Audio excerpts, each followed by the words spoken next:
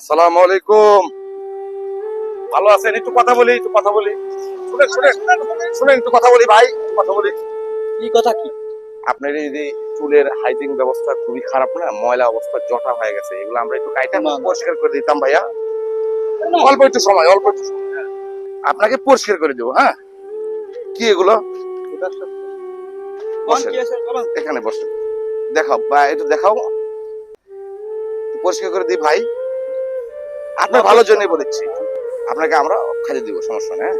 বসেন, এখানে বসেন, বসেন। কি ব্যবসা করেন? উনি নাকি বলে ব্যবসা করে। এগুলা কি আসলে? এগুলো চিনেন আপনারা? চিনেন এটা কি? কি এগুলা দেখেন তো। বসেন। কি আছে রে? তিন জন লোক এসব কি আছে?